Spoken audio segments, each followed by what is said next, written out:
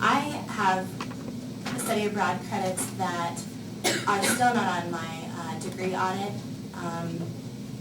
and therefore, like, my GPA is incorrect and all that. And it's just been a lot of back and forth between international programs in Buki, those offices, and also in my department for my major. So it's a lot of back and forth, which this would, given with my interpretation of it, it would really streamline the process and help students like me who were able to study abroad, and some of you probably will be studying abroad, help them to not have to go back and forth so much. But there will be a mechanism set up so that they know where to go and what to do, instead of going back and forth between 4 or 5 different people and getting a yes from someone and a no from someone. And that's very frustrating when you know you did the work and you deserve the grade and credit for it. Other questions for Representative Smith? Mr. Crivello? Just one quick more. This board, is there any talk on what the composition will look like, or is this really just going to be left to the individual college to decide that? Within this report, there's nothing outstanding. Obviously, the board students back in the degree program series, we'd like to see it obviously somewhat. We'd like to see it be tied to the academic integrity board. This is already a weighted passage in college, but still semi-independent. And the reason for the degree program is just someone to actually be able to say, okay, what equivalence, and see one. I would give you. Other questions?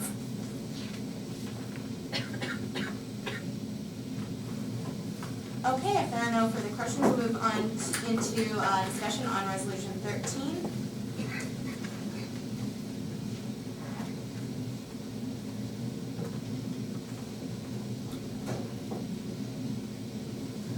Representative Shermansky? Okay. Representative Morrell? Is that a second? Any objections to ending discussion on Resolution 13? Okay. So roll call? Okay, Michael Aldinger. William Barr. Ralph Crivello. Yes. Sarah Donnenberg. Yes. Hillary Gupta. Yes, sorry. Yeah, sorry. It's okay. Hillary Gupta. Yeah. Mark Hannon. Yes. Hubert Hines. John King. Yes. Peter Corey. Yes.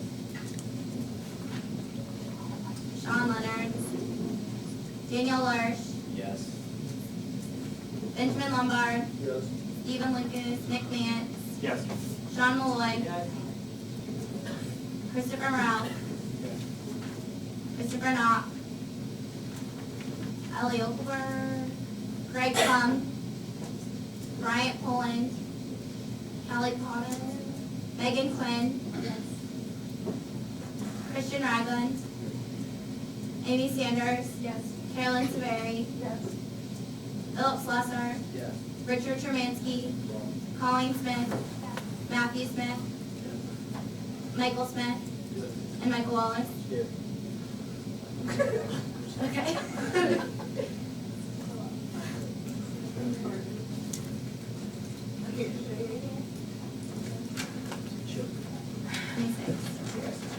Okay, Resolution 13 passes 26-0-0. Moving on to the third item in new business, motion to form an ad hoc committee. Mr. Crivello. At the steering committee on Sunday, there was discussion related to policy 4, and one of the results of that discussion was a recommendation to the Assembly to form an ad hoc committee to review policy 4. It's located in the steering committee report, and so as chair, I move for the formation of an ad hoc committee to review policy 4, recreational board, chaired by the Assembly chairman and having 2 members, voting members of the Internal Development Committee, Student Life and Diversity Committee, and Facilities Committee.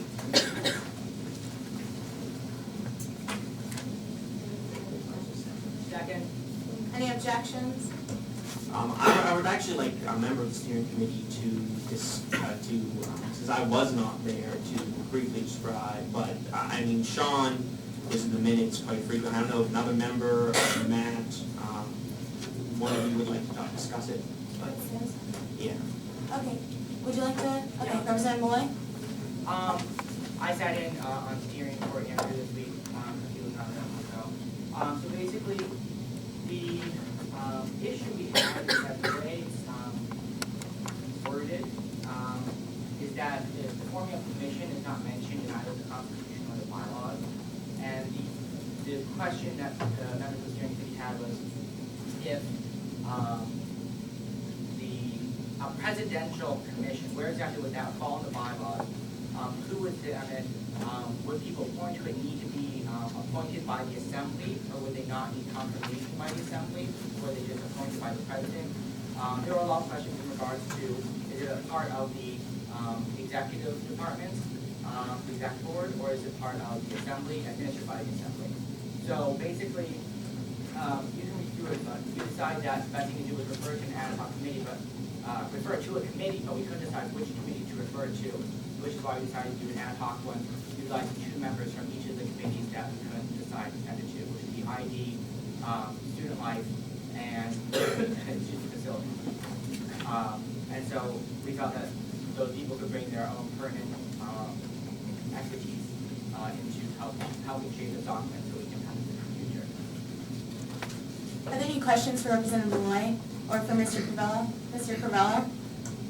Speaking that I'll be chairing this meeting, I want to make sure, or this committee, I want to make sure I get this right. So what would be the end result of this ad hoc committee? The end result of this ad hoc committee would to implement this program and take the basis of this legislation and shape it in a way that would fit into the currently defined aspects of the way, but still maintaining what that wants to do. So that means that the thing is that this committee is to decide whether or not the IPP should amend the Constitution or bylaws to add in a new stipulation as to what a commission is, which is a commission. Or if we want to make this a assembly appointed commission under the watch of the assembly, or a certain committee of the assembly. So basically, it's just to read this and see where it fits or where we can make it fit. And hence why ID's on there. Facilities because it deals with facilities, and then student life because it's an important part. Mr. Covello? So the idea is, because this is a commission, not a department or a committee, the idea is to try and clarify this in a committee to package It's it. the, yeah, as well as it being a presidential commission. And so there's a problem with the concept of Of a commission in general. But So that's what we're voting on, whether there's a problem with the idea of a commission and therefore we want to refer it to a committee to address that problem. That's the root of the motion then. yeah, the root of the motion has nothing to do with the legislation and what it deals with. Okay. I think everyone's hearing regarding legislation in a positive manner, but we also felt that this issue probably will come up in the future, and it is a loophole in the Constitution and bylaws, so we needed to address it, so this is a good way to do that. Okay, any other questions for Mr. Covello or for Representative Malloy? Okay, we'll move into discussion on this written motion. Feel free to discuss. Just normal discussion debate. Mr. Covello? I would actually like to hear some of the other members of the steering committee, Hillary and Matt, your take on this. Matt rolls his eyes at me. I mean, to me, I mean, Gavin asked me about the concept of commission and how, I mean, you can't have a department with administrators on it, that would be a violation of our Constitution. You can't have a committee with voting administrators on it. And to get something up and running that really brings people to the table, this was the only concept in governing philosophy that could be used. So I would just be interested in seeing why this is such a big concern, because this would delay it several weeks from happening, and just your take as the assembly. That's why we have to vote on this. So that's why I'm just raising this concern. Any other members of steering, would you like to comment? You are Sorry. You don't want to, you don't want to. Yeah. Yeah, Representative Mance? I feel that, as Representative Malloy said, it is a little bit of a loophole in the Constitution. And another concern the steering committee had was, I'm pretty sure that it's been changed, but there's a little bit of a controversy regarding kind of the wording of the legislation, in the sense that it's almost like the president was telling the assembly to let him form a presidential commission. We didn't really think that that was a good thing to do, kind of sense. That's a little bit of a dangerous precedent for what kind of the purpose of the assembly is, the president's role. So I think that the ad hoc committee overall is a good starting point to solve that problem and way to deal with this issue. Thank you. Okay, further discussion.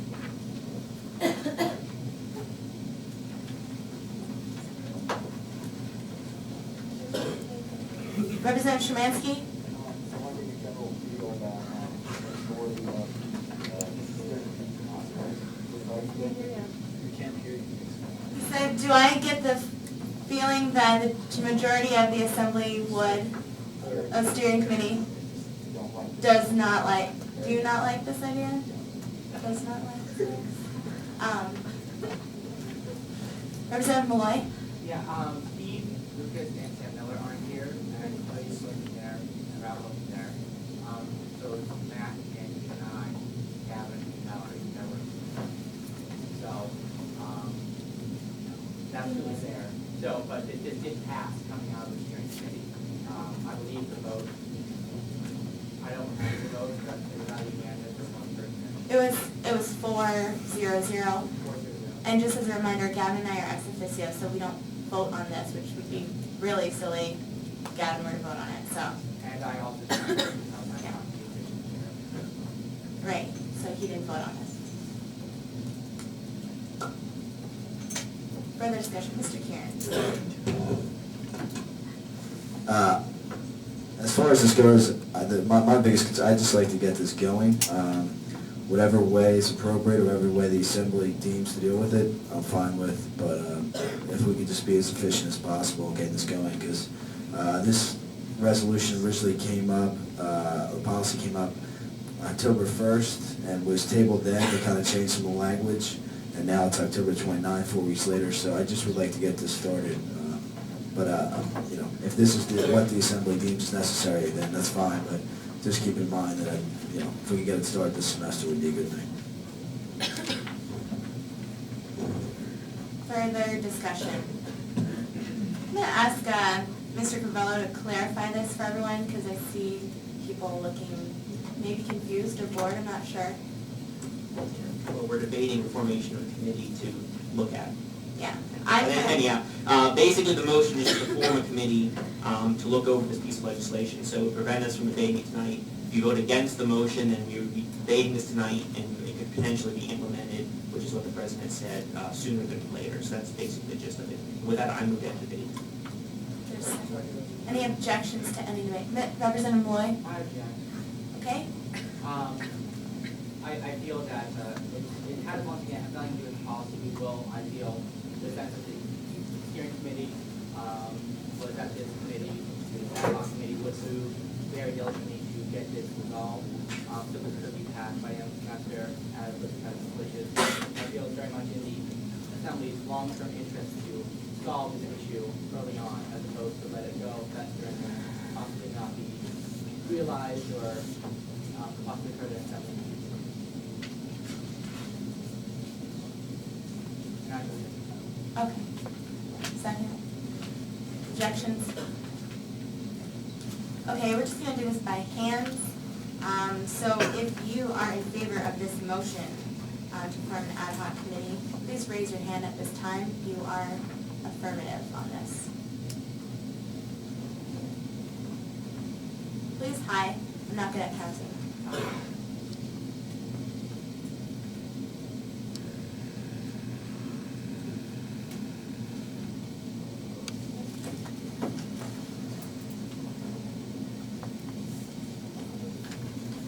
Opposed? Aye. 3. Okay. And abstentions? All those abstaining? Aye. Just the 2 of you? I know, but I want to count it. Okay, so this motion passes 23-2. Moving on to policy 4, Recreation Board. Like it's, what? Oh, sorry. Okay, so policy 4. What?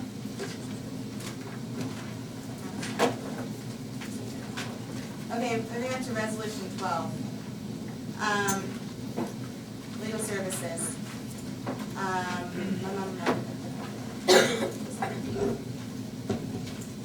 There's also an appendix that goes along with this, which gives a little background information about what other schools are doing. It's kind of the history of this, the cases dealt with, that type of thing. Did everyone get the appendix? Okay. As I said in the introduction, this can be brought to the floor by 2/3 tonight, or it can be committed to, which the Governmental Affairs Committee would probably be the best to deal with this, with the hope of a very quick turnaround. We basically need a resolution, a strong opinion from this assembly to kind of move this from talking to have an official opinion, so I can begin moving forward on this. This is what Valerie and I ran for president and vice president respectively. This is something that was our major idea, major initiative that we wanted to get started. And this is pretty precise on how it started, the cost of everything. If it was brought to the floor tonight, there probably would need to be some amendments and some discussion, because this is a very large issue, so that would be perfectly fine as well. Or we have the option to commit it to Government Affairs Committee with the hope of a quick turnaround for next week. And really, what I see if it was committed, need to be looked at, would be the candidate review, as well as the program evaluation review, and also the amount which EPUA would fund it long term. Because I don't foresee this being a 100% funded EPUA project, and it kind of speaks to that in the beginning that this would be funded by EPUA. It would be funded by EPUA. Try to find out what it is. Would be funded by EPUA, the Office of Student Affairs, and Graduate Association proportionally. But there may be a need for further clarification, which I fought for. So feel free to ask questions. Questions? Representative Olson? I'm looking at page 2 at the bottom, it's the 5 years credit. If I'm thinking about how my institution is structured, and the way that it's structured is that my department pays the university for the credits that I get. So would the UPUA, whatever funding structure, be responsible for the credits, or would the law students pay for the credits? Are they getting credit or are they buying credit? They would be getting credit, as I see it, and that would be up to the Dickinson School of Law. We wouldn't be paying for we wouldn't be paying for the interns, basically, as I see it. That would be up to the clinical department of the Dickinson School of Law, and for them to decide as far as how that they would be incorporated into the program.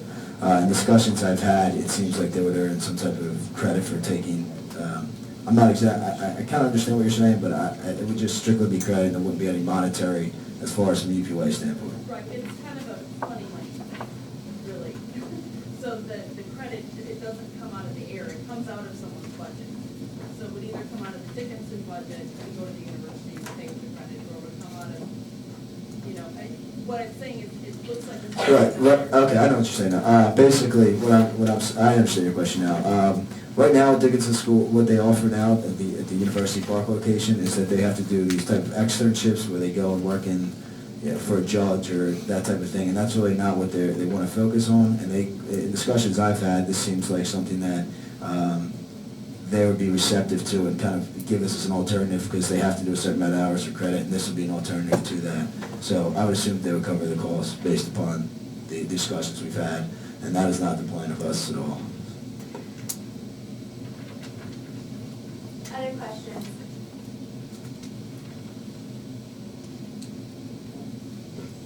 Okay, move on into discussion on resolution 12. Point of order, this has to be brought to the floor. Oh, I'm by two sorry. thirds. Okay, show of hands if you'd like to bring this to the floor. Do you want to do roll call? Okay, hands is fine. Affirmative, up, 2/3 is needed to bring this to the, I got it, no. Hands up if you want to bring this to the floor. If you don't want to bring it to the floor, it will be committed, discretion of Ralph, and I think he wants to take it to the Governmental Affairs Committee. So hands up if you want to discuss it now.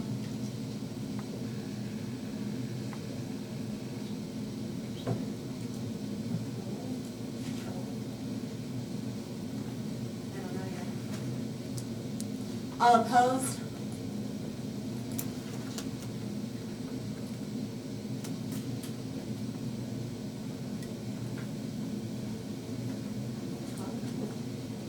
Okay.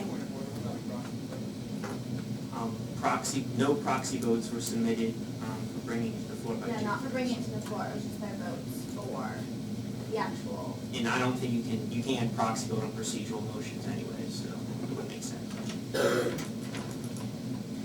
Okay, well, that fails. So moving on to policy 5, legal affairs funding.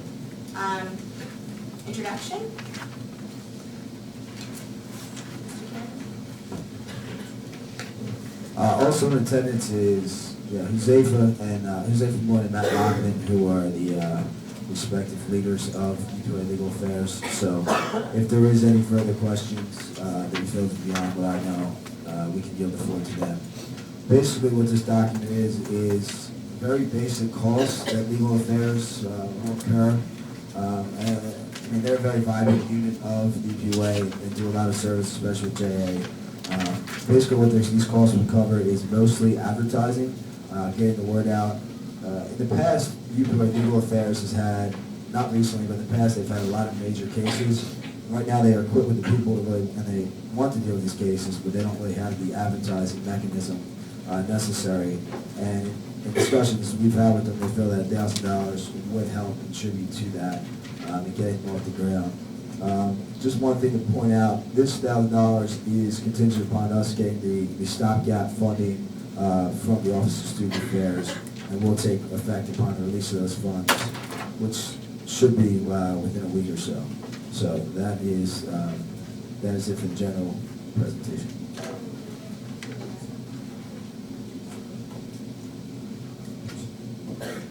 Questions? Policy 5.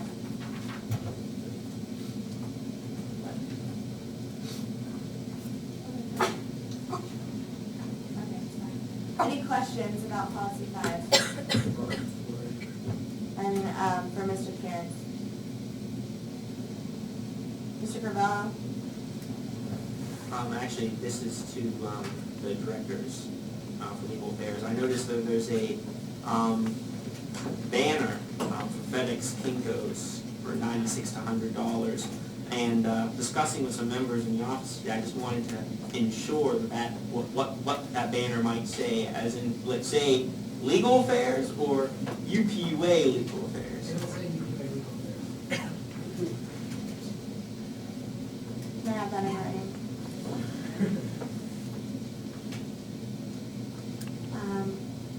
Representative Quinn?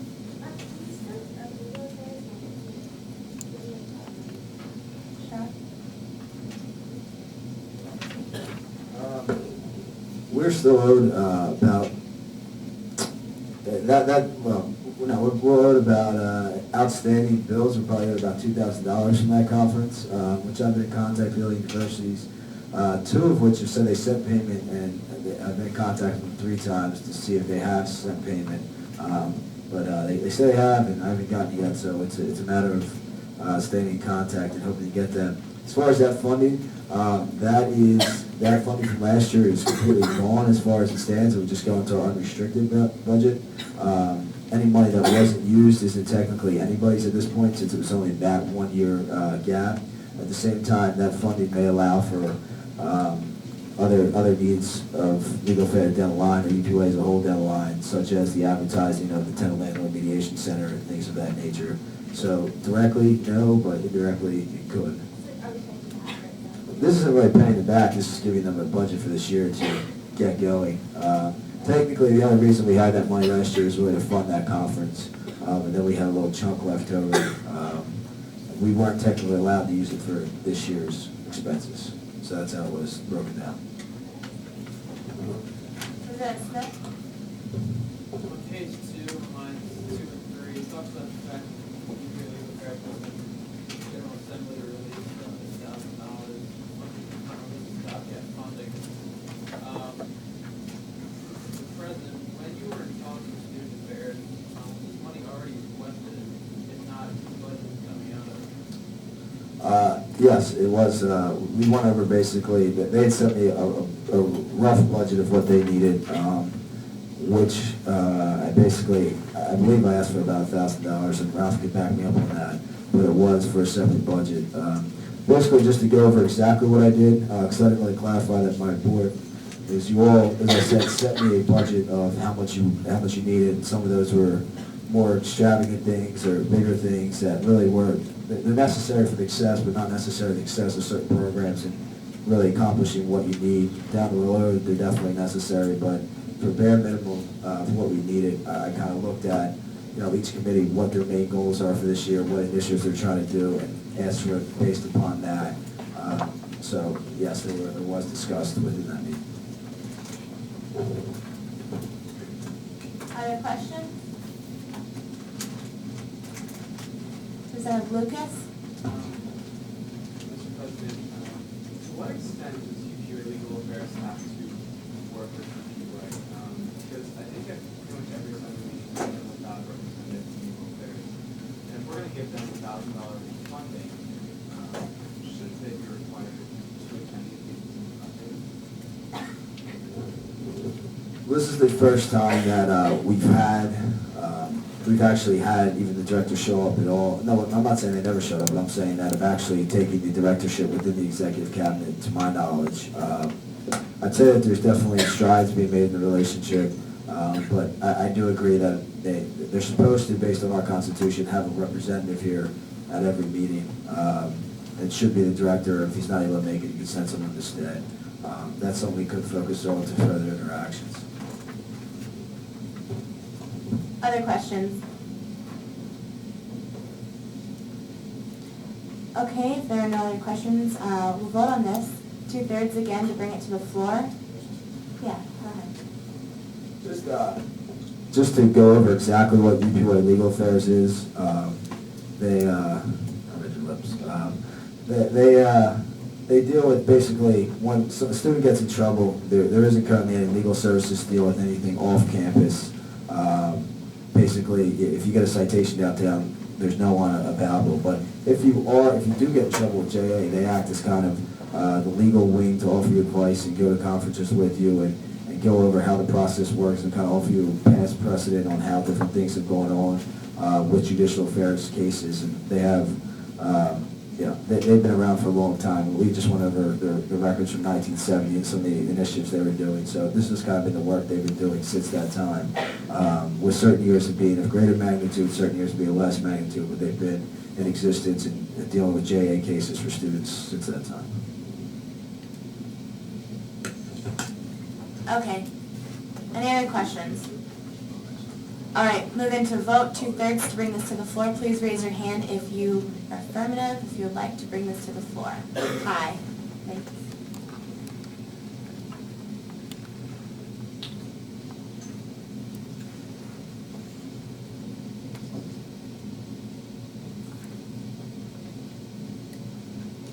All opposed? That's a 0.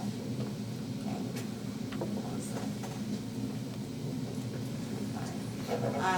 Extensions, I guess is hard. Okay. No matter what. Okay. Discussion on policy 5, legal affairs funding. Mr. Crivello. I just want to say thank you for Josefa and Matt for coming tonight. Legal Affairs is a very important outreach kind of program the student government. I mean, it represents an entity that's centralized within student government, that student leaders we can interact to, that provides a great service for students. And I think this funding of them is, the least we can do. It's something that student government has traditionally done. Legal affairs was started in the 60s, late 60s, I believe, 1967 within USG, and it has grown, I think, every single year since then. My only regret is we can't offer them more of this stage to further their activities. But to speak on the question about interaction, I know I personally interact a lot with their officers, and there's a lot of different means in which their expertise can come to bear in various areas. And so UPUA Legal Affairs is very, very active on campus, and hopefully in the future be more active and more integrated into the student government as a whole. So I strongly urge your support for this. Further discussion? Representative Malloy? Want to need money, advertising, stuff, advertising. And, carry on essential service for the university, so I think it's happening. Further discussion?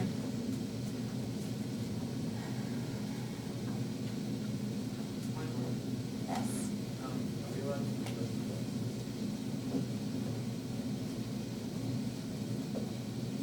That's a yes.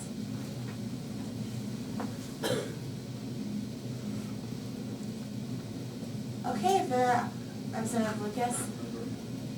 I'm not opposed to Okay.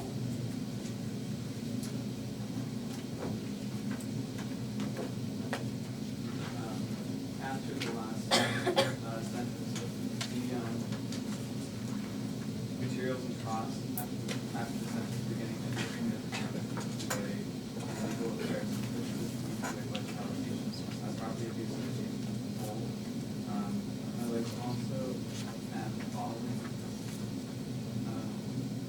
As a department of and funded by UPUA, UPUA Legal Affairs will be required to regularly report budget expenditures to the treasurer at his or her discretion and to the General Assembly via liaison and General Assembly meeting.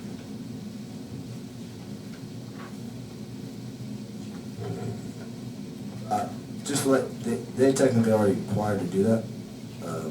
If you want to put it right, that's fine, but they technically, to even use any of this money, they have to go through Matt, and Matt has to say exactly what they spent at this meeting. President Matthew Sheriff and Treasurer. All right, I will strike the to the treasurer at his or her discretion. And it will be, as the department of and funded by UPUA, UPUA Legal Affairs, be required to regularly report to the General Assembly through liaison. I propose this amendment because I think if we're already funding this branch of UPUA, this department, that they should regularly attend.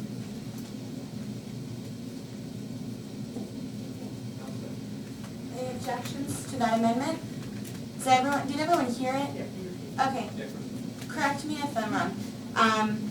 Line 6 on page 2, line 5 begins with additionally. Everyone seeing that? As a department of UPUA, any UPUA legal affairs purchases from the UPUA budget allocation are the property of the association as a whole. N. Okay, this is the amendment. As a department of and funded by UPUA, comma, UPUA legal affairs is required to send a liaison to all assembly meetings? Is that? I missed it at the end, so correct it.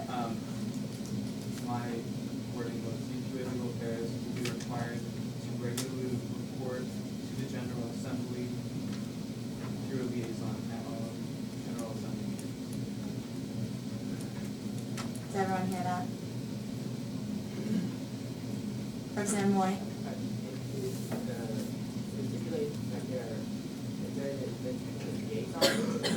It's a department.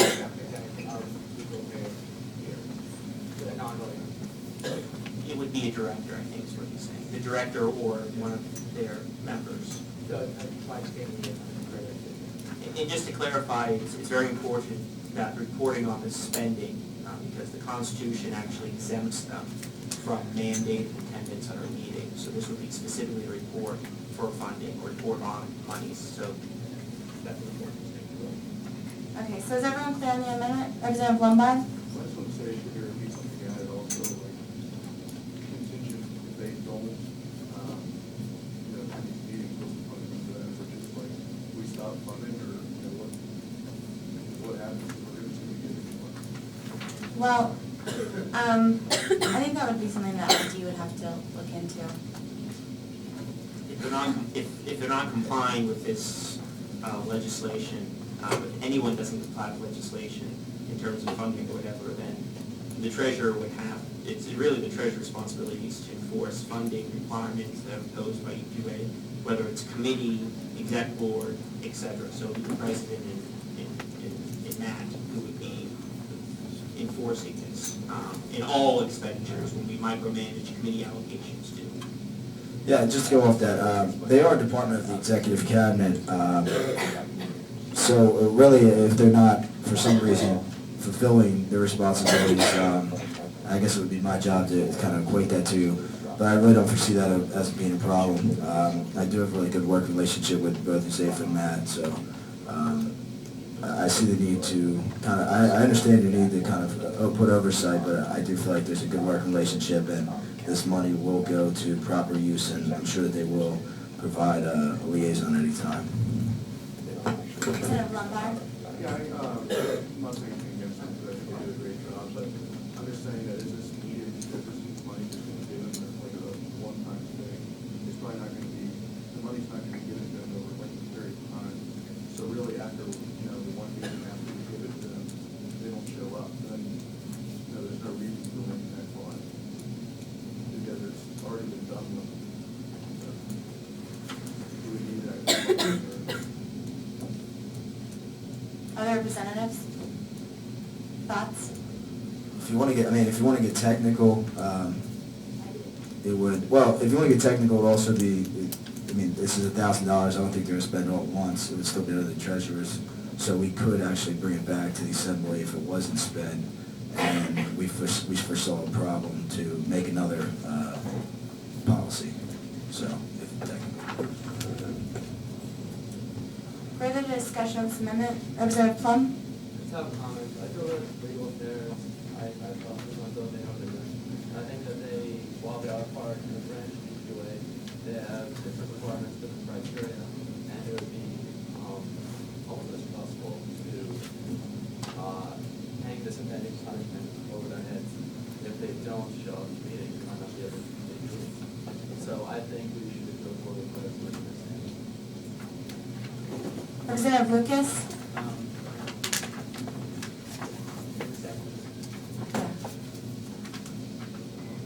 Yeah, the amendment, so his comment is in about the amendment. Representative Lucas? I understand that position that usually legal affairs has different responsibilities, and they kind of have different companies that are not. But as a department of EQA, and EQA, they have the responsibility to be everything, and at this point they have not been. And even if the directors come to the meeting, they can't find a representative to be everything. We all find time to attend meetings. If they do want money from our budget, I think that should be a requirement. Further discussion on this amendment? Representative Mance? I move to yield the floor to Mr. Lockman. You just yield it, yeah. Go ahead. Yeah, the one thing I would say is, in the Constitution, we're exempted from kind of all meetings. We probably can't deal with these things. One of the reasons that is because we do deal with different things. We are a different type of organization. We advocate for students at a very individual level, as opposed to UQA as a whole, which advocates on a general level. UQA may pass resolutions, for example, regarding judicial affairs. When they suggest change judicial affairs, UQA can pass a resolution condemning something judicial affairs. We have to work with judicial affairs on a daily basis. So it's not good for us to become too involved in that kind of advocacy on a general level, as it could interfere with our advocacy on an individual level. So in some ways, has to be a separation between our organizations. That we're not intricately involved in all the day-to-day things that UQA does, and so we can focus on our day-to-day business.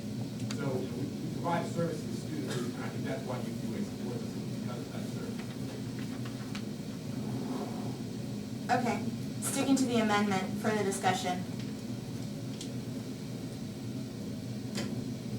Okay, we're gonna, Representative Malloy? Can you repeat the amendment one more time? Yes, Secretary. Yes. Okay, perfect. Okay. All right, after the sentence, we all know what it is, after the last sentence of materials and costs, add as a department of and funded by UPUA Legal Affairs will be required to regularly report to the General Assembly through a liaison at all General Assembly meetings. Okay? Thank you. Okay. Any other discussion on this amendment? Representative Malloy? I don't know if absolutely necessary that we do this. I think my question is, we feel a little bit more comfortable, if our treasurer handles the treasury, anything bad happens or do it, and if we come up against something and talk about something that we have to do it, as the director said, they, carry out those things that are, they work on these things, they work with different all over the years. So I feel like this might be unnecessary, especially for these legislation, if we wanna go through, I think we can kind of the bylaws when it comes to the mandates that we go through to there, because that's where these have to exist. I have to just listen to it, so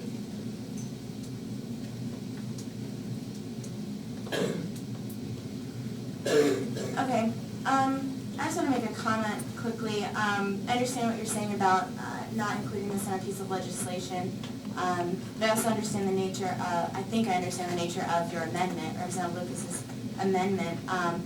I think he just wanted to stick that in there, not as a stipulation or kind of I guess it's written, but an unwritten rule of sorts for spending the money, because I think we made it clear that the treasurer does keep track of the treasury and is in control of that mostly.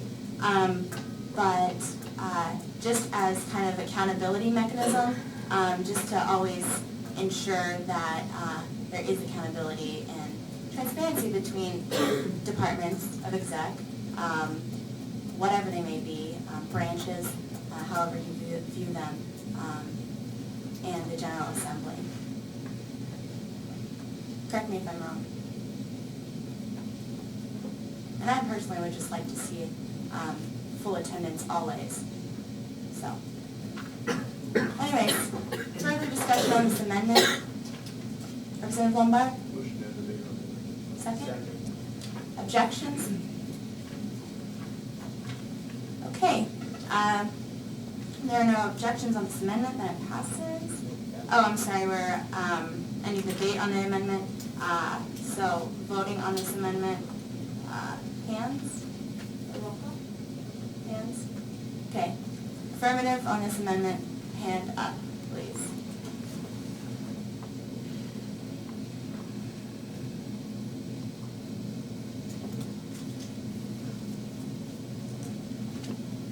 Opposed?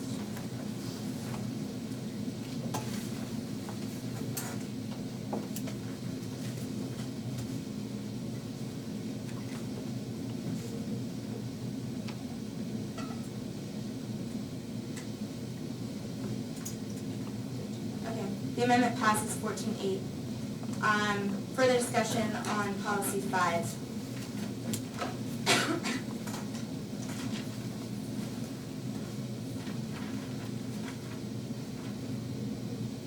Representative Smith, on the entire policy.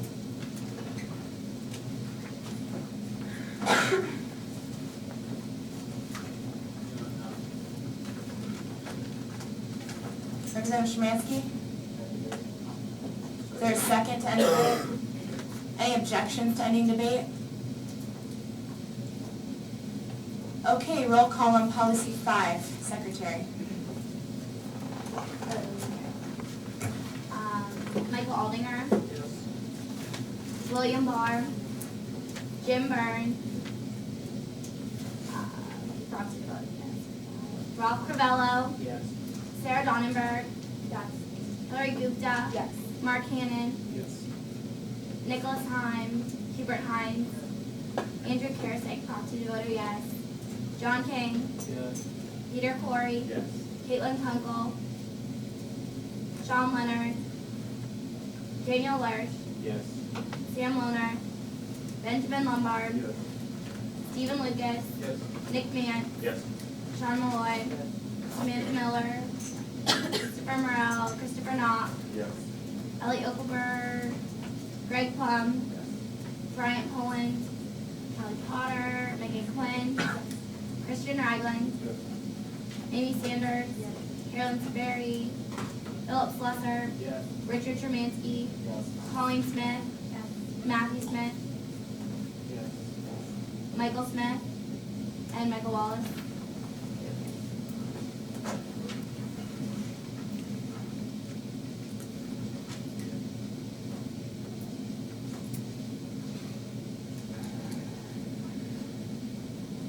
Okay, policy 5 passes 2500.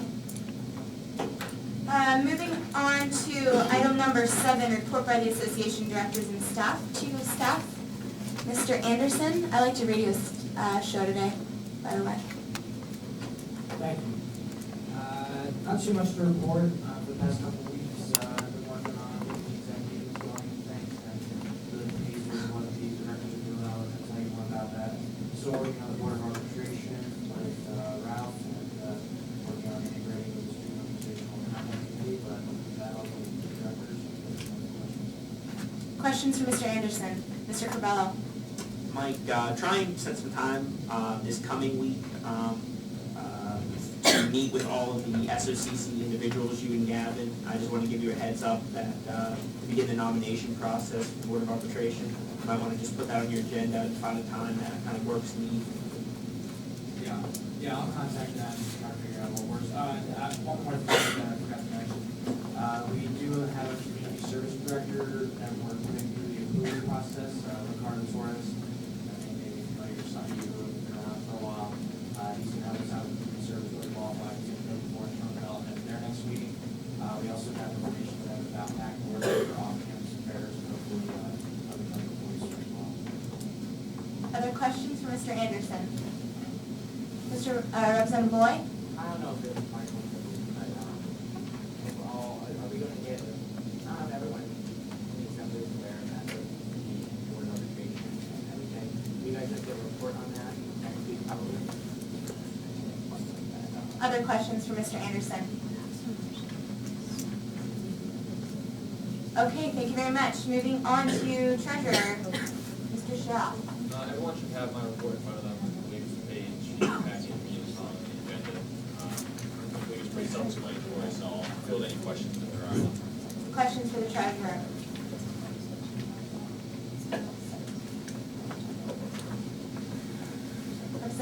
Representative Lucas?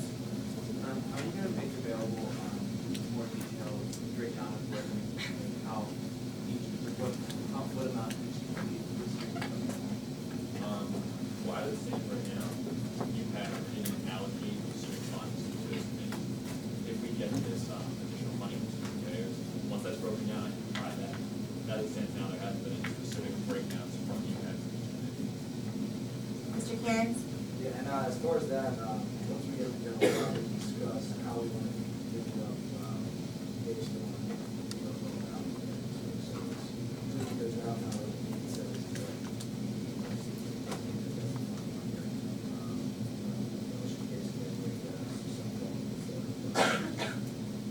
Other questions for the treasurer? Okay, thank you. Moving on to Greek flag, Mr. Pierce. Good evening, everybody. This week I'm continuing to address the consistency between council leadership and UQA representation. And in the interest of keeping representatives in touch or better with the pulse of their respective council, I think the advice of Chairman Covello, we're seeking to have a discussion with the leaders of the Greek community about holding the general elections for the respective Greek councils to open assembly seats here. That would be current with the current situation of council issues, which is generally the calendar year compared to the academic year. So the first responsibility of that position would be to attend all you do to meetings and serve, secondly, to serve as a delegate to that respective council, over which we're still discussing with Greek leaders about how we format it to their constitutional bylaws. We're changing the direction a little bit, the way we're tackling the creation of a trade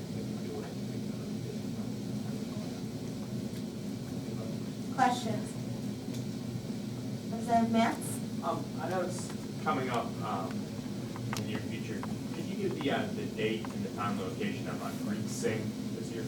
Greek Sing is Eisenhower Auditorium this Sunday, I believe it's at 1 o'clock. Okay. Check that out. Hearing. Two? Further questions for Mr. Pierce? Okay, thank you. Moving on to media, Mr. Ferrone. How's it going, everybody? I'd just like to start off by letting everyone know that the Phillies just took the Jason Worthington was home, Jeff Jenkins. So hopefully that can ease some mind. As far as the media, I hope everyone read Gavin's editorial in the Center Daily Times that appeared earlier this week. It was very well written. He had a lot of good points and it was very articulate. So props to Gavin for that. And as far as the media, the last 2 weeks have been pretty busy for me, and I'm trying to rededicate myself. So the next couple of days, they should be getting reports from me, and hopefully that will be a weekly thing. And I'll be asking just what they've been up to and try to stay on top of things that way. Thank you. Questions? Mr. Cairns?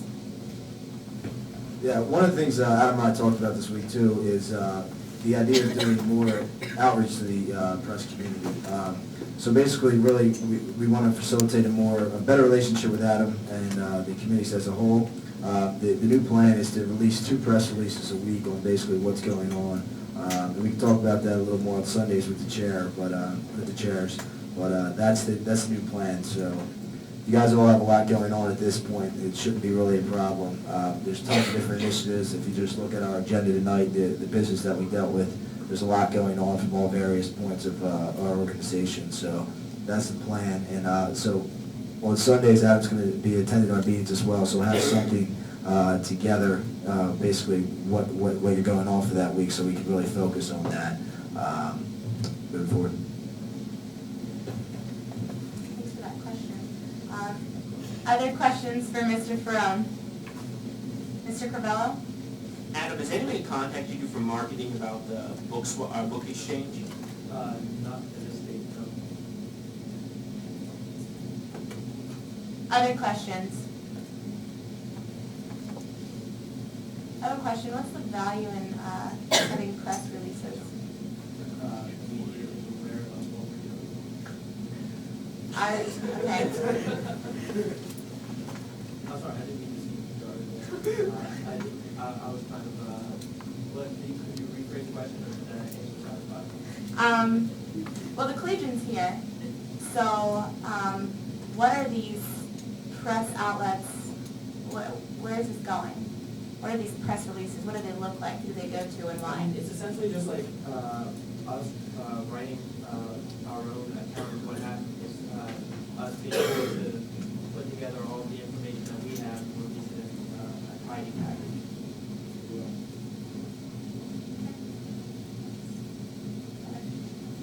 Okay, any other questions? All right, thanks very much. Moving on to business. Mr. Orazio. Good evening, everyone. My committee decided to pursue 2 fundraising efforts this semester. Both of them will occur the last week of classes. We're planning the hub, and will take place Wednesday through Friday. First is the flower sale. We're going to partner with Wood Rings Florist, which is a florist on Allen Street, right next to Chili's.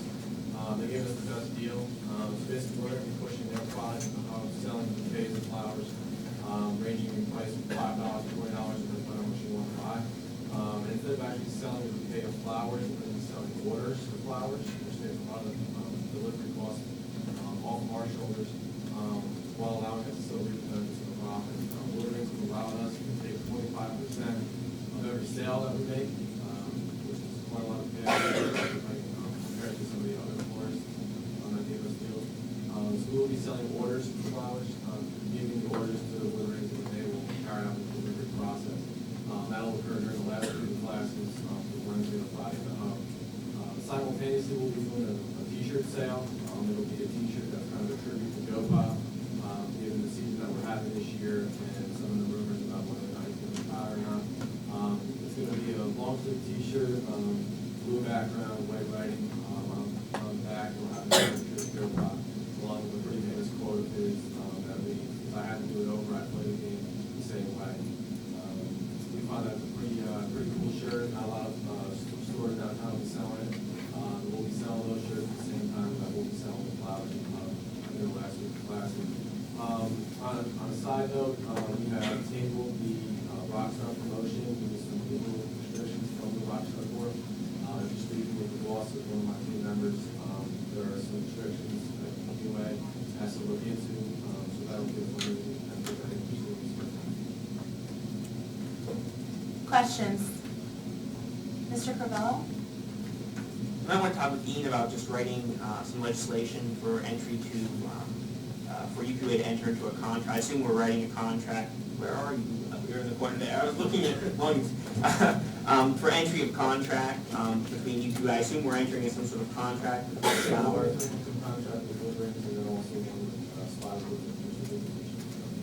Okay, so yeah, you can have Ian write something up and send it to a committee or send it to the floor. Other questions?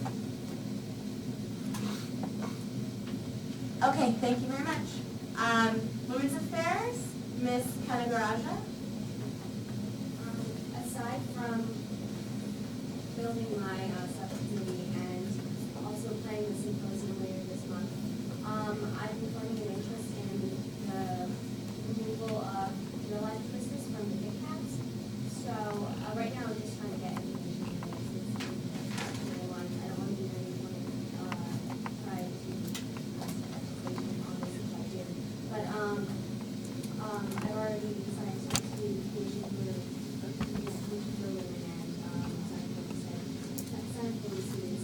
So if anyone here was, there at the time when this happened and had any opinions or, different perspectives offered, I would really appreciate it. Questions? Oh, no. It was already removed, the real life business. It was like a rape awareness and alcohol section within Big Cats that they removed. Is that clear?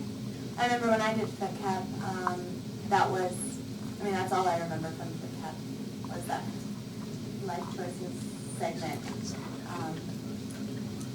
Representative Liaison Olson? I actually worked with the Texas Center, and my understanding is part of they did a major overhaul because that was all that people remembered. And so they introduced some career planning and a broader understanding of what the university was. Not to take it out, but to introduce a broader, so that poor little 17-year-olds coming here for the first time could talk about something more than date rape when driving home from mom and dad. Other questions, Representative Quinn? Since this occurred in the first 6 weeks of the it's really important that people have resources before they actually come to school. It's really important that people have resources before they come to school. There's no other adequate time to actually run this. Yeah. Still questions for Women's Affairs Director?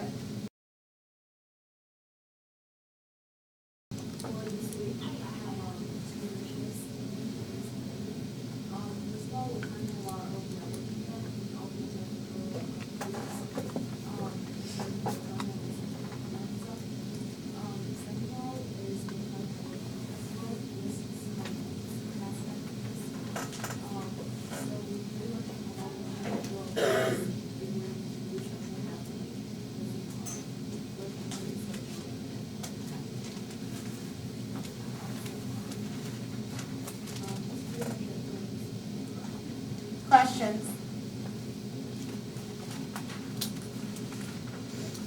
Okay, thank you. Moving on, it's not on here, but legislation. Mr. Vicker, would you like to say anything?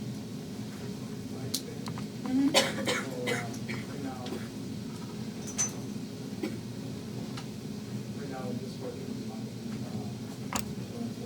bylaws for executive.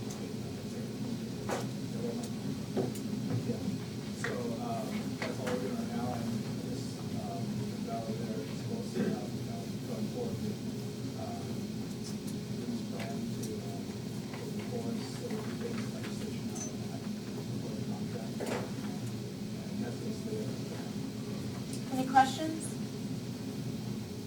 Sorry, I didn't mean to put you on the spot. Just wanted to give you the opportunity. Questions, Mr. Baker? Okay, thank you.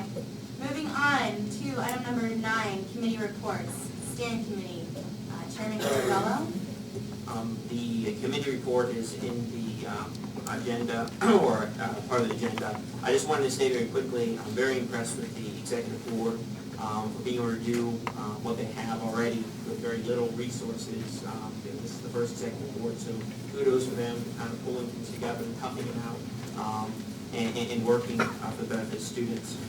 Just a quick point, and then I will stand for questions. The meeting with SOCC has been postponed to Monday just due to some meetings that they're having with their advisors and so forth. But everything's on track, and then Sean Malloy asked earlier, you're getting a full debriefing next Wednesday. Questions for Chairman Carvello, steering committee?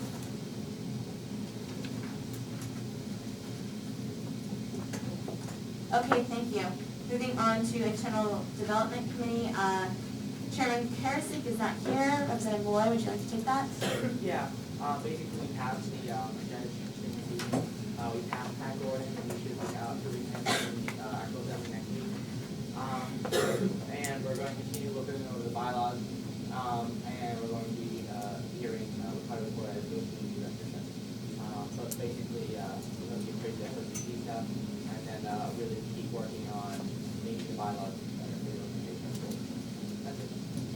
Will you stand for questions? Yes, I will. Any questions for Representative Malloy, Vice Chairman of the Internal Development Committee?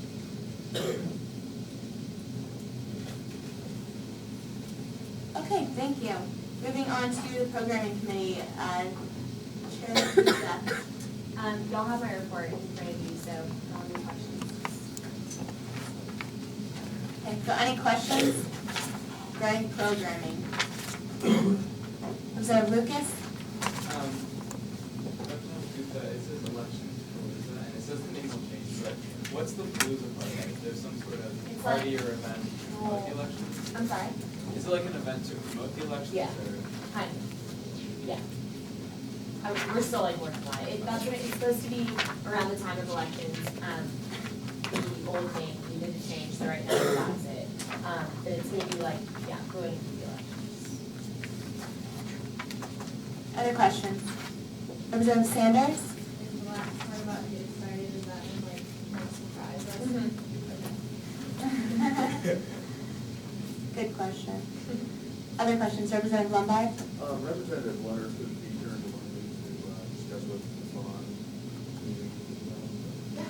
Okay, go ahead. So again, just to reiterate what our canning total from the last canning week, it was $1,019.33. It was great. We have our second canning trip coming up. We would like to see as many people there as possible. We're looking to possibly double our total or even more so. We're looking to do this on 2 days, maybe in the same destination as not usually. Also, we've planned a football flag football tournament, and this will be December 6th from what I hear this evening. And it'll be $5 entry fee, and then you get full detail if you look on our committee report there. Big thing for this is we need to have EQA representatives who actually volunteer as reps so that we don't have to pay anybody from like the IM or anything like that. So that's huge. If you can do that, please let Sean know. Even if they're not UQA, people friendly, they're reps very much. And we have a lot of sponsors. Burn has really been spearheading this, getting Red Bull, Sound Systems, a lot of different sizes. And Peter Corey has been working with getting football players to come out to try to make this a really big event. Super turnout could potentially be there, and BJ unfortunately will not. And I think that's it. If you have any questions. Staff questions? Representative Knock? Yes. It's, I believe there's going to be hot chocolate and little things like that, but it's really the spirit that will warm up. It should be fine. Representative Lurch? I just saw in here, if Sean would like me to, I can help your committee try to get some of the chocolates in checks for the tournament that participate. The trumpets, the jets, since I'm in the band, I thought it would take some pressure off of you guys. Splendid. And just be like, hey, give me a favorite friend. Great, let's, let Sean know. All right. Thank you. Problem. Okay, other questions for programming, really for Ms. Gupta. Okay, thank you, programming. Facilities committee, Mr. Mance? Where I would have someone attend the campus lighting survey, wrote up a nice little report about that.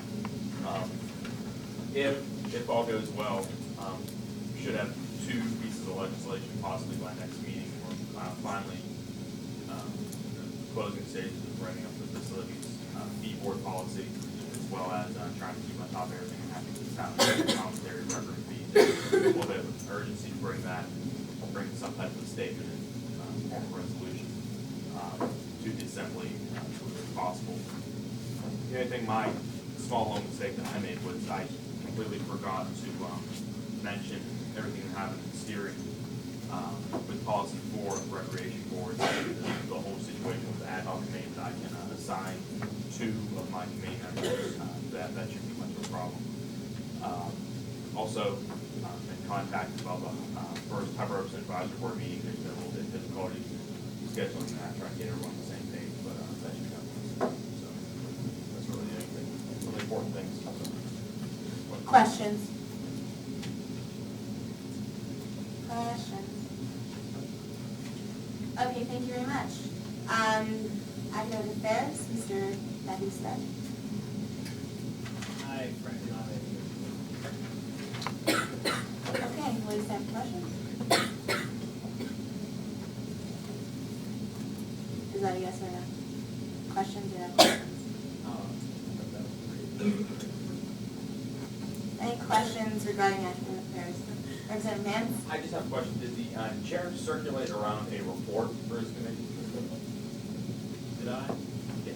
Well, considering that I was hoping that next week was 6 o'clock, so I had even less time to get to the meeting, that would be more amenable to me.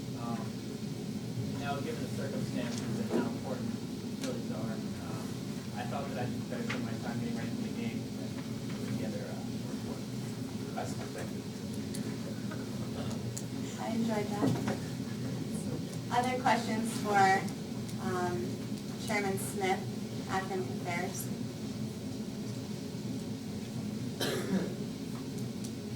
Okay, thank you. Moving on to governmental affairs. Representative Miller, is it here? Does she have a vice chair? Present? Well, she doesn't have a vice chair, but I guess I have to. Can you take it? Yeah, I Okay. can take it. You can read on the handout, written report about the University Health Services. That's sort of her thing. Also, this is one thing I do want to push though. I did pass around a sheet, had green writing on it, so I'm sure you all saw it. Please volunteer for election day next Tuesday at the polls at the hub. We're trying to pass out literature. Sam had mentioned that we made a survey. We had the local representatives answer questions, surveys, and it's going to benefit you as students because this literature is really going to help, hopefully persuade students to vote for the rep that's best going to represent the interests of University Park students. So please see me afterwards. Sign up for a time from 7 a.m. and 8 p.m. It'd be really appreciated. Thanks, guys. And I'll stand for questions and answer to the best of my ability. Well, that's good. Questions for Representative Lersch? Representative Corey? Who's going to be compiling the literature? Governmental Affairs made the survey. Sam has the results, so it'll all be done by Tuesday. Further questions? Representative Mance? Any further details on what exactly the literature will look like? Is it just going to be like I assume like a little rundown like who's running? Yeah, like how they answered the specific questions that were asked. Okay. I'm under the impression it's kind of like a tally. Yeah, it's like a tally up of what issues are important to you. Other questions?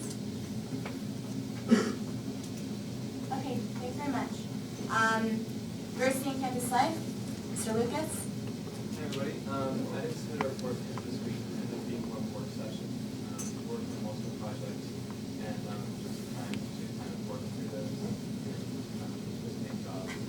So nothing to report, to attention to the state, my network, and legislation.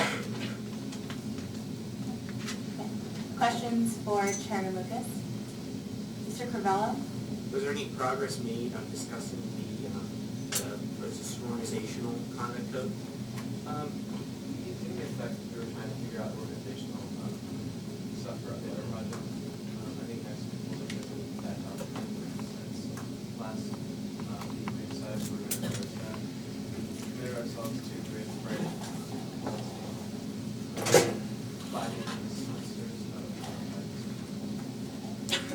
Further questions for Chairman Lucas, Diversity and Campus Life?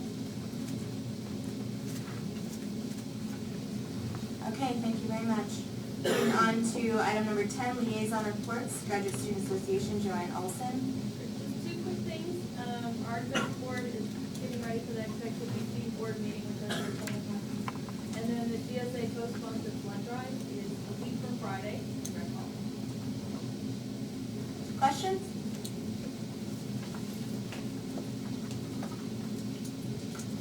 Thank you.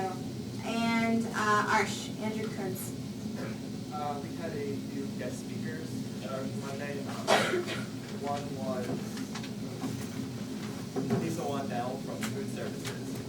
She spoke about the new concept, healthy concept in Simmons, and also the university's interest in trailers dining. And then we were addressed by Diane Andrews, who is the senior director, Residence Life, and also Arch's advisor. She spoke about the need that is, I guess the word coming for non-residence hall-based organizations who wish to use residence space. In the commons areas. Let me just summarize. It's a $25 fee for all areas except for the Pollock Rec Room, the East Game Room, and the West Study Lounge, which are larger areas, so there's $50. The reason for the fee is that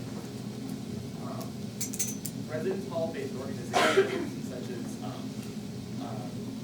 governments like the area governments and Arch, and also special living options, they fund these spaces with the money that they pay to live on campus.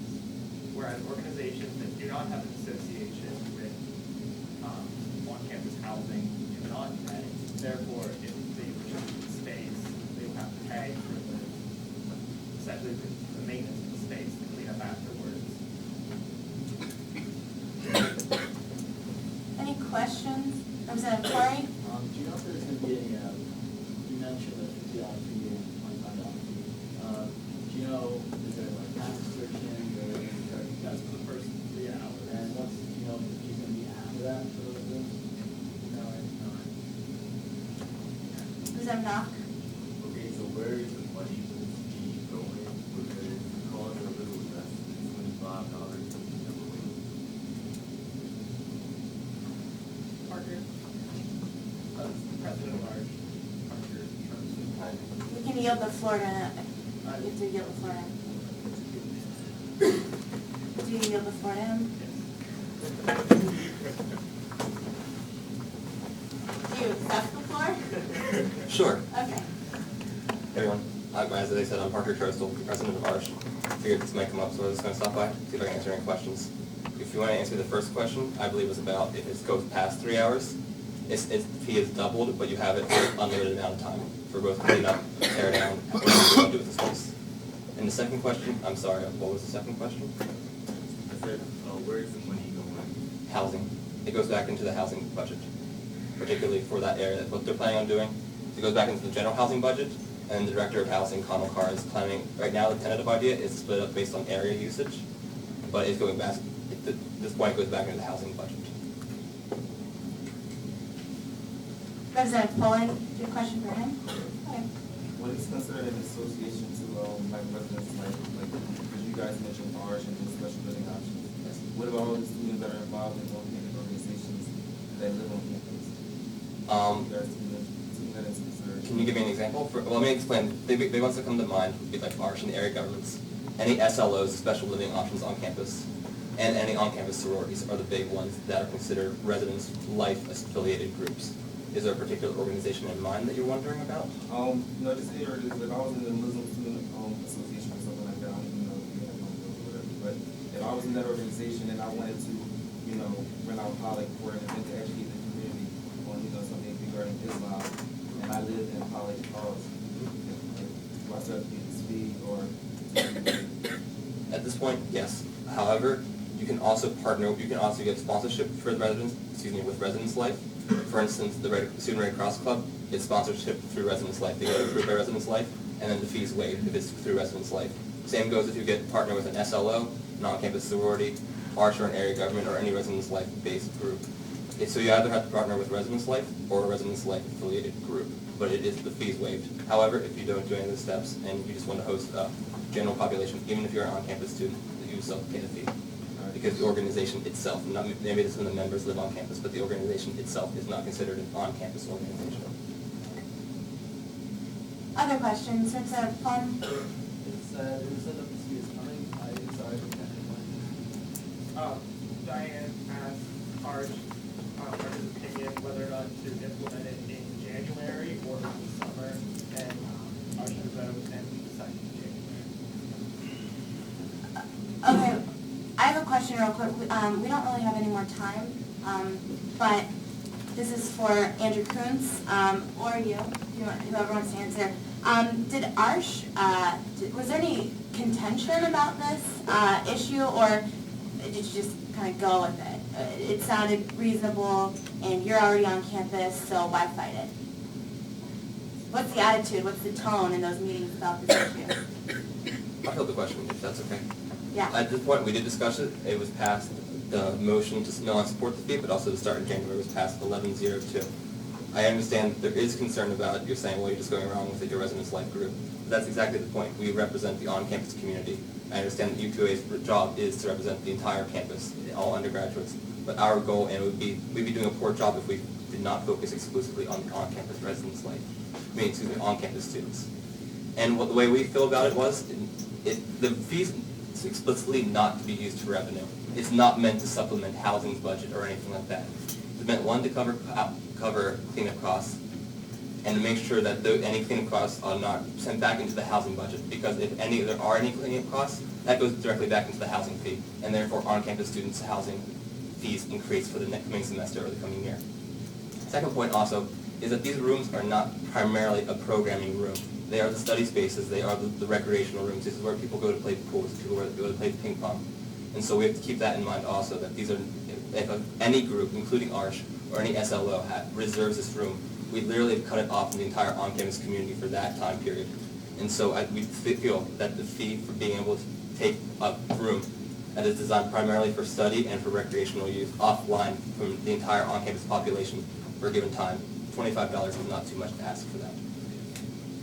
We're out of time. Motion to extend time? Is there Smith? By how long? 5 minutes. 5 minutes extension? Any objections to that? I object. Okay, do you want to explain Just something? basically, I object on the principle that people are like seriously interested in this, why would you take that now? Are we just gonna keep extending time tonight, or what is the other? And I object on the principle, it seems like the interest isn't on giving it 5 more minutes. Overall discussion of it.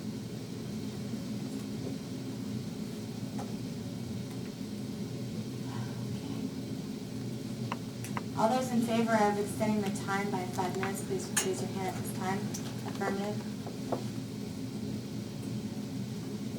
3, 4, 5. All those opposed? 3, 4,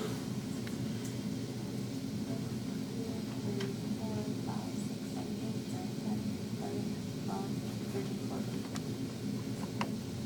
Okay, we are not extending the time. Thank you very much. Liaison. Yeah. item number 10, comments for the good of the order. Representative Shermansky.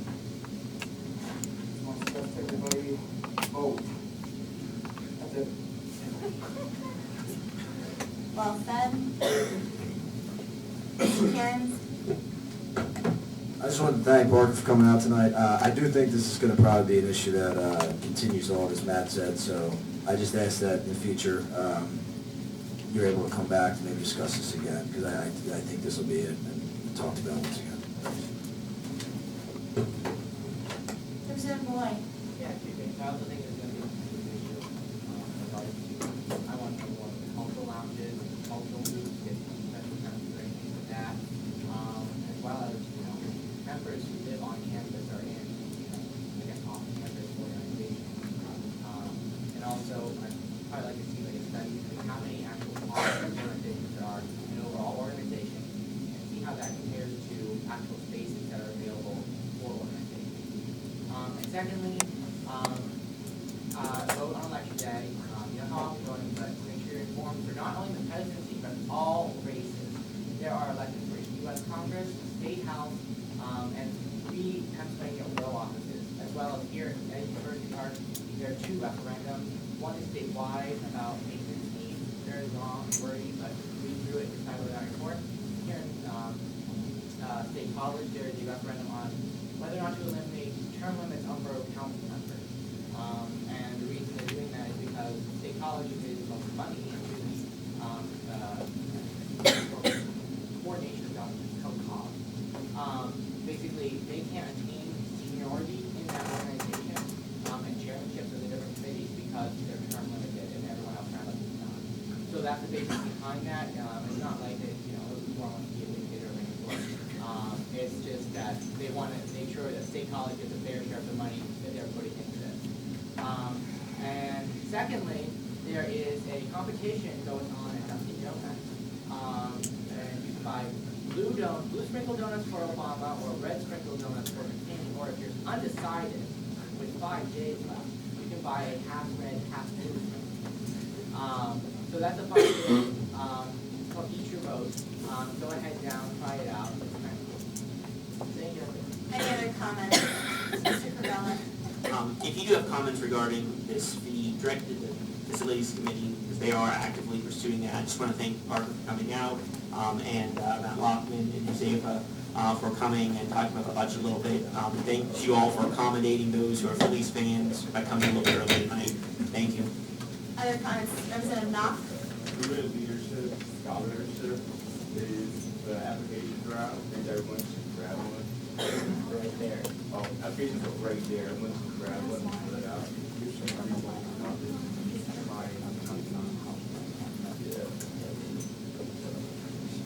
Oh, due Friday. 5 p.m. or noon, 5 p.m. 5 p.m. noon, I think it's in 205, 209.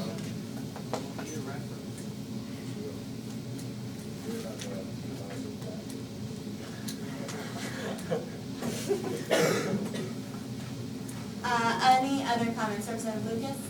I just want to make a comment about the agenda policy that we passed.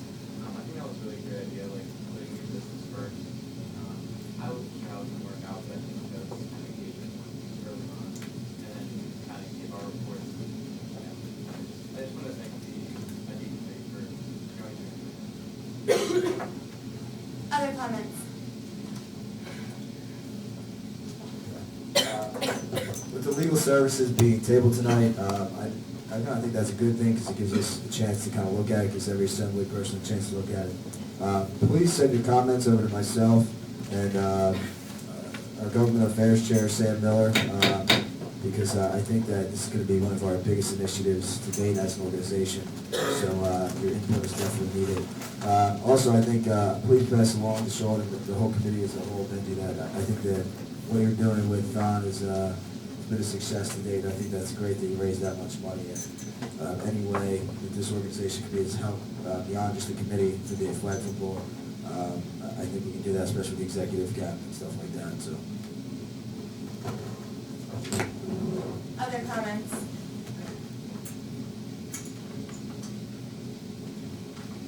Okay, item number Number 12, roll call, secretary. All right. Michael Aldinger. Here. Mike Anderson. Here. William Barr. Jim Burns. Ruth Kanagaraja. Sorry, I'll get it. Ralph Cravello. Here. Sarah Donnenberg. Here. Adam Barone. Hillary Gupta. Here. Mark Hannon. Here. Nicholas Heim. Hubert Hines. Here. Andrew Karasek. Gavin Kieran. John King. Peter Corey. Caitlin Kunkel. Andrew Coots. Matthew Lockman. Sean Leonard. Danielle Lurch. Sam Loner. Benjamin Lombard. Stephen Lucas. Nick Mance. Sean Malloy. Samantha Miller. Christopher Morrell. Zeba Munn. Christopher Knopf. Ellie Okelberg. Joanne Olson. Louis Orazio. Luke Pierce. Greg Plum. Bryant Poland. Kelly Potter. Megan Quinn. Christian Ragland. Valerie Russell. Present. Amy Sanders. Carolyn Severy. Matt Sheroff. Philip Slesser. Richard Tremansky. Colleen Smith. Matthew Smith. Michael Smith. Michael Wallace. Cindy Wong. Ian Vickery. Thank you. Thank you, this meeting is adjourned.